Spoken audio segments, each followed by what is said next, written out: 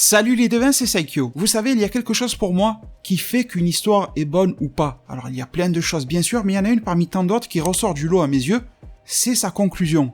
Est-ce que la conclusion est bonne? Est-ce qu'elle est de qualité? Est-ce qu'elle est à la hauteur de l'introduction de l'histoire? Est-ce qu'elle est aussi à la hauteur du climax de l'histoire en elle-même? Tout ça est très important et intéressant à mes yeux. Eh bien, c'est exactement ce qu'il s'est produit avec l'épisode 67 de l'anime Boruto les devins. C'était bien sûr la conclusion d'un arc que l'on connaît déjà, de par le manga et de par le film, mais je pense que maintenant, c'est une évidence pour vous tous, l'anime est bel et bien supérieur dans sa manière de narrer une histoire par rapport à la version film ou manga. Par rapport à cet épisode-là, je n'étais pas curieux de savoir comment ça allait se résoudre parce que je le savais déjà, mais j'étais curieux de savoir comment ils allaient l'écrire, comment ils allaient nous le proposer. Les devins, j'en profite en début de vidéo pour vous dire que à la toute fin de l'épisode, après la musique d'ending et tout ça, il y a un passage avec Urashiki. Ce n'est pas la prévue de l'épisode suivant, ce n'est pas du spoiler, ça fait partie intégrante de cet épisode-là. Donc si des fois vous avez quitté pendant qu'il y avait la chanson de fin, allez vous remater ça, ça dure à peu près entre 20 et 30 secondes, bien sûr je vais le décortiquer dans cette vidéo-là. Donc vraiment foncez si vous l'avez vu sur ADN ou je sais pas trop où, vous remettez l'épisode, à la toute fin, il y a Urashiki, c'est juste avant la prévue de l'épisode suivant et c'est juste après le générique de fin. Bon, je vous le dis direct, dans cet épisode-là, j'ai aucun défaut à reprocher. Je vais pas dire que c'est l'épisode parfait parce que j'étais pas genre en ébullition devant, mais c'est quand même un épisode auquel je ne peux pas faire de reproches. Sincèrement, je ne peux pas. Cet épisode avait tout pour me plaire. Des retrouvailles avec des émotions, comme par exemple entre Naruto et Hinata, Hinata et son fils, Sakura, Sarada, Sasuke, etc. On a même vu Sasuke sourire dans cet épisode-là, tu te rends compte? Tout le relationnel qu'il y a pu avoir entre Boruto et tous les personnages, en passant par Shinki doit se poser beaucoup de questions. Comment est-ce que Boruto est venu à bout de Momoshiki? Je suppose que Gaara lui a dit, il lui a mis le coup final, il a pas combattu du début à la fin, mais quand même c'est quelque chose d'énorme, qui fait que Shinki se remet en question. Je pense que Shinki a tout pour devenir un grand ninja, parce qu'il a la belle éducation de Gaara. Certes, Shinki est très sanguin, mais quand on le rappelle à l'ordre, il se contrôle, et il a quand même un bel esprit qui réfléchit bien, donc même s'il parle sur un ton un petit peu, même beaucoup hautain, je pense qu'une fois adulte, ça risque de promettre un très grand ninja.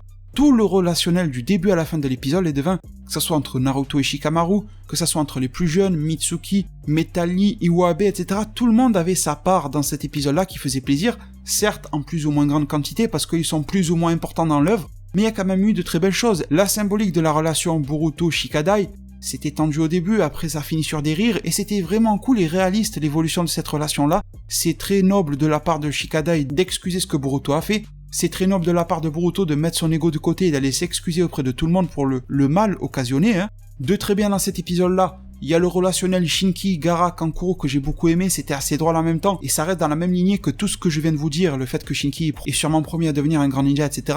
Au-dessus de cela, j'ai beaucoup aimé aussi le fait que l'on reprenne la scène du manga dans laquelle Sasuke et Boruto se parlent à propos du sceau qui est apparu sur la main de Boruto. Je ne vous dirai pas le nom du sceau parce que voilà, je sais que pour certains ça risque d'être du spoil.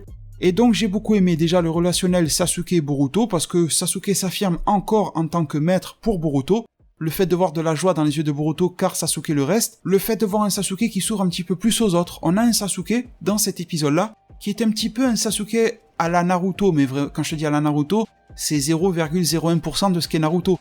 Dans le sens, je m'ouvre aux autres, je vais un petit peu vers ma famille, je fais plaisir à un jeune enfant qui est le fils de Boruto, tu vois, je le prends sous mon aile. Je pense que Sasuke comprend très bien que Boruto pourrait très mal tourner si personne ne s'occupait de son cas. Alors c'est bien beau Konohamaru, mais Konohamaru n'a pas un charisme assez fort et puis il n'est pas assez expérimenté pour faire en sorte, tout simplement, que Boruto tourne bien. Je trouve que Konohamaru a une très bonne influence sur Boruto, mais qu'elle est encore moins forte que celle que Hiruka a pu avoir sur Naruto. Plus tard, ça va sûrement évoluer, mais pour le moment, je trouve que c'est plus faible. Et donc, un petit peu à l'image d'un Jiraiya qui prenait sous son aile Naruto, eh bien on a Sasuke qui prend Boruto sous son aile, et je trouve que c'est parfait, vraiment. Surtout que Boruto a beaucoup plus envie de marcher dans les pas de Sasuke que de son propre père ou quoi que ce soit. Donc, quoi de mieux? Chose que j'ai bien sûr aimé par rapport à Sasuke, c'est la scène où on l'a vu sourire, c'est quand Sarada s'est ramené juste après Boruto, Sarada qui n'est pas jalouse de Boruto, et ça je trouve que c'est cool, et Sarada qui dit justement à son père, je voudrais m'entraîner à la boule de feu, le Katon machin. Je crois qu'elle veut faire le Katon Gokakyu no Jutsu, un truc comme ça, le truc basique des Uchiwa, tu vois. Et ce qu'il y a de vachement bien là-dedans, c'est que Sasuke n'a pas rejeté sa fille, et il va profiter des 24 heures qui restent pour aider sa propre fille. Et qui de mieux qu'un Uchiwa pour entraîner un autre Uchiwa à la boule de feu du Katon, tu vois. Donc je trouve que c'est vraiment cool de cette manière-là. J'aurais même aimé voir leur entraînement, tu vois, pour tout te dire. Et ensuite, une scène que j'ai adorée par-dessus tout, celle de Mitsuki. Après tout, c'est les retrouvailles avec les parents. Mitsuki aussi y a droit. Et cette fois-ci, c'est pas un serpent, c'est pas Mitsuki qui va dans le repère d'Orochimaru. Et là, c'est carrément Orochimaru qui se ramène un petit peu aux frontières de Konoha, si j'ai bien compris. Il reste caché parce que voilà, il est sous surveillance, malgré tout, Orochimaru, même s'il est maintenant ami de Naruto et du village, il y a quand même une relation tendue qui est entre les deux. Même si petit à petit ça s'améliore, et j'ai déjà adoré le fait que Orochimaru prenne ce risque-là de venir par ici et tout ça, parce que vous le savez, mon méchant préféré de l'œuvre Naruto, de la franchise Naruto, ça reste Orochimaru. Et vous savez que j'ai été quand même déçu de son retournement de veste quand il s'est mis à suivre Sasuke, et qu'il lui a dit si Sasuke veut être gentil, je vais être gentil. Ça m'avait déçu venant de sa part, et les tout débuts, avant que Mitsuki n'apparaisse là où on nous montrait Orochimaru gentil, ça commençait vraiment à me gonfler. Mais depuis qu'il y a Mitsuki, je trouve que ce personnage de Mitsuki justifie à lui seul le fait qu'Orochimaru soit gentil. Quand je dis gentil, c'est un bien grand mot, mais en comparaison de ce qu'il était avant, oui, il est quand même gentil. Et de voir justement qu'un personnage qui a pu causer autant de mal à Konoha, eh bien, être aussi proche de son enfant, certes c'est sa création, mais c'est son enfant, tu vois, à la fin il lui dit « passe me voir de temps en temps pour que je vois à quel point tu as changé, tu t'es amélioré, machin ». J'ai ressenti un vrai lien père-fils, j'ai adoré de tout cœur, je vous jure. Faire ce que fait là à Orochimaru, c'est quelque chose de gros, je trouve, symboliquement parlant. Et puis on a eu toute la discussion sur la lune, le soleil, le machin, bon on connaît maintenant ce blabla sur Mitsuki et Boruto, qui est toujours très intéressant, et on voit que Orochimaru est content de voir que son fils continue d'assumer ses propres choix, que même sous la pression de son père, si Mitsuki a une idée en tête, il va continuer de la mener à bien, si Mitsuki juge que ça, il faut le faire, alors qu'Orochimaru lui a dit il ne faut pas le faire, il va suivre ce qu'il a envie de faire, et que Mitsuki ne sera jamais le mouton de quelqu'un. Donc c'est en ça que Orochimaru est rassuré. Suite à cela, les devins, et on arrive sur le dernier tiers de l'épisode, eh bien on voit que les mœurs sont bien changées à Konoha. Konoha qui était en paix, on se disait que ça ne pouvait pas aller mieux à Konoha, mais on se rend compte que de menace en menace exterminée, eh bien Konoha se porte de mieux en mieux. Alors bon, en l'épisode 1, on voit que la menace Kawaki et tout ça risque de mettre un terme complet à Konoha. Mais pour le moment, chaque menace qui arrive, qui fait des destructions machin, fait que le village de Konoha se reconstruit de plus en plus fort. Quand par exemple on voit Boruto qui passe dans une interview et qui raconte un petit peu sa vie contre Momoshiki, c'est symboliquement fort, parce que rappelez-vous qu'il y a quelques épisodes en arrière, c'était Naruto, son père qui était ici devant la caméra, qui faisait du blabla etc. pour Konoha, et Boruto lui il était dans la rue en train de le regarder et de dire pouf mais c'est quoi ça, qu'est-ce qu'il fout mon père à la télé, putain je peux pas me le blairer. Ça a beaucoup changé, Boruto prend la place de son père, tu te rends compte. La relation Naruto-Boruto, et ça on l'a vu dès le début de l'épisode, a clairement changé. Mais avant de terminer sur la relation Naruto-Boruto, on a aussi vu quelque chose d'intéressant, la relation Mitsuki-Boruto-Sarada. Mitsuki un petit peu plus sur le côté, et bien sûr un lien qui est en train de se créer entre Sarada et Boruto. Un lien à deux niveaux, un lien sur le côté ninja, et Nindo, tu vois la voix du ninja, dans le sens où Sarada s'inquiétait sur le fait que Boruto serait un concurrent au poste de Hokage, et Boruto lui dit non, moi je vais être une espèce d'Hokage de l'ombre au soutien, et toi garde ton rôle de Hokage, et ça a ouvert un deuxième type de relation avec Sarada qui s'est mise à rougir. Alors jusqu'à présent, je trouve que la série Naruto n'est pas trop cliché sur les relations amoureuses, c'est-à-dire qu'à la base, beaucoup s'attendaient à ce que ça soit Naruto et Sakura qui finissent ensemble, et ça n'a pas été le cas. Il y a même eu des moments très ambigus entre les deux, rappelons-nous, et au final elle a terminé avec Sasuke. Le fait que Sai soit avec Ino, on s'y attendait pas vraiment non plus. Le Temari Shikamaru, c'était quelque chose qu'on aurait pu voir mais qui n'a jamais été trop mis en avant, enfin voilà. Il y a toujours eu des pistes sur les relations amoureuses dans l'œuvre Naruto sans que ça soit trop cliché. Comme au final, Naruto-Hinata, on a toujours vu une relation en sens unique, c'est-à-dire Hinata qui a adoré Naruto, mais on n'a jamais vu, jusqu'à un certain moment très tardif de l'histoire, que Naruto s'y intéressait aussi. Donc je me pose beaucoup de questions sur est-ce que Sarada et Boruto vont finir ensemble. Vous m'auriez posé la question il y a quelques semaines en arrière, je vous aurais dit non. Mais qu'est-ce que la symbolique serait forte, sincèrement les devins, si ces deux-là finissaient ensemble? Parce que déjà, il y aurait aucun souci pour qui est Hokage ou pas, ça serait Sarada qui serait Hokage, et Boruto serait l'espèce de super assistant. En plus, imaginez leurs enfants, l'accumulation d'origines qu'ils auraient dans leur ADN, du Namikaze, du Uzumaki, du Hyuga, du Uchiwa, enfin, tu aurais un bébé, là, ça serait un super mutant, tu vois, ça serait un truc de ouf, ce ninja qui en ressortirait. Donc, est-ce que par la force des choses, Boruto et Sarada ne vont pas finir ensemble, surtout que si le monde est complètement détruit, que la plupart des ninjas ont été tués par Kawaki et ses potes et je sais pas trop qui, comme on le voit dans le tout premier épisode, il se peut qu'il reste plus grand monde, et que justement Sarada et Boruto sont un petit peu une des bases de la reconstruction du village et de la procréation de nouveaux ninjas. Désolé de parler comme ça, mais c'est la vérité. Scénaristiquement y compris, ça pourrait marcher. J'ai bien aimé le fait que Boruto se pose un petit peu des questions dans sa tête, tu vois, en voix off sur Momoshiki et tout ça, sur qu'est-ce que c'est ce seau qu'il a à la main. Je me demande si dans l'anime ils vont faire en sorte que Momoshiki réinteragisse encore une fois ou de plusieurs fois avec Boruto, ou est-ce que c'était juste le temps d'une fois, le temps que le chakra de Momoshiki s'épuise et c'est terminé. Moi je pense, si vous voulez mon avis, qu'ils vont jouer la carte du Momoshiki qui réapparaît et recommunique des fois avec Boruto, parce que c'est vendeur, parce que c'est cool, parce que c'est oppressant aussi, ça fait une petite situation de stress, donc je pense qu'ils vont le refaire.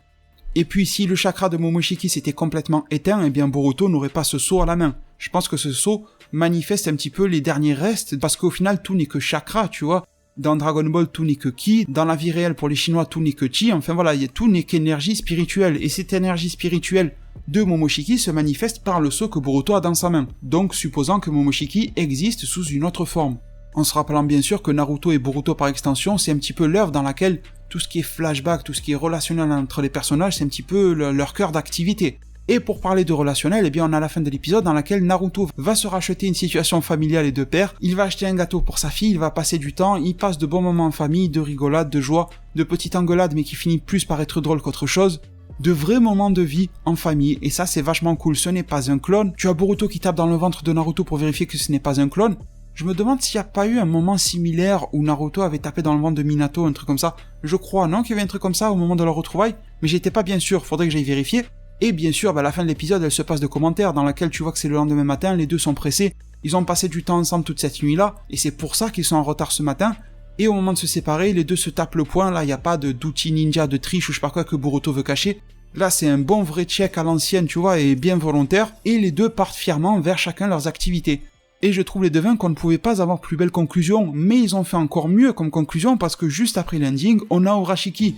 Urashiki qui vient rajouter une petite couche, et il parle en disant « Je comprends mieux pourquoi Toneri l'avait tellement à l'œil » en parlant bien sûr de Boruto, et Urashiki finit par dire « Un jour la menace pourrait s'étendre jusqu'ici ». Ou alors, 3 petits points et il se met à sourire. Donc ici, ce passage est relativement simple à comprendre, je pense. Il n'y a pas besoin de rentrer trop dans les théories, les mystères et tout ça. Je pense tout simplement que Urashiki a compris à quel point Boruto, Naruto et compagnie étaient compliqués à battre, et à quel point la nouvelle génération, y compris Boruto, était prometteur et qui pouvait être surprenant. Urashiki comprend bel et bien pourquoi Boruto est un espoir aux yeux de Toneri, et Toneri d'ailleurs avait fait une belle prophétie pour Boruto en lui disant qu'il permettrait de sauver un petit peu tout le monde, un jour. Et Urashiki parle de menaces qui pourraient s'étendre jusqu'ici. Ça c'est bien sûr pour dire que Boruto va grandir, s'améliorer, développer des pouvoirs, développer son œil le Jugan, développer le sceau qu'il vient d'acquérir de la part de Momoshiki, et qu'il pourrait un jour venir jusqu'ici, s'il arrive à manipuler des pouvoirs Otsutsuki, pour déboîter toutes les menaces Otsutsuki qui restent, y compris Urashiki. Je pense que Urashiki se sent menacé. Jusqu'à ce qu'ils disent « ou alors » 3 petits points, et je pense que Urashiki a pour plan d'attaquer le premier avant de se faire défoncer par Boruto et sa bande. Je pense que voilà, pendant quelques temps on va avoir des épisodes hors série, on va reprendre un petit peu l'intrigue du manga ensuite, mais je pense que quand l'anime va introduire les toutes dernières intrigues du manga, pour ceux qui lisent le manga vous savez de quoi je parle, eh bien que Urashiki va être encore une fois dans le coin, que l'on va faire du lien entre Urashiki, Kawaki, Boruto, je pense que tout ça va être lié, et que c'est à ce moment-là que Urashiki va décider de frapper, sachant que Urashiki, grâce à sa canne à pêche, il a fait une extraction de pas mal de chakras d'un petit peu tout le monde, du mode ermite qui venait de découvrir de Mitsuki, donc Urashiki va revenir plus fort, et je pense que l'anime va nous proposer un gros rajout sur Urashiki, une bataille entre lui et Boruto, entre lui et Kawaki, va se passer un truc comme ça, histoire de justifier les propos qu'il vient d'avoir en cette fin d'épisode 67, et histoire de justifier ce que le manga nous montre déjà, alors que le manga n'inclut pas Urashiki, mais je pense qu'il y a moyen de faire un gros lien entre Urashiki et l'intrigue actuelle du manga. Du coup les devins, nous en arrivons à la fin de cette review pour ce magnifique épisode 67 de Boruto. Il m'a peut-être même plus convaincu que l'épisode 66, vous voyez. C'est vrai que le 66 ça fait parler de lui partout, il est arrivé en top tweet et tout. Eh bien le 67 pour moi était d'une quasi-perfection, vraiment. Donc les devins, un très grand merci comme toujours pour le soutien que vous attribuerez à ma chaîne YouTube. Prenez tous très bien soin de votre futur, et à plus pour de prochains arts divinatoires.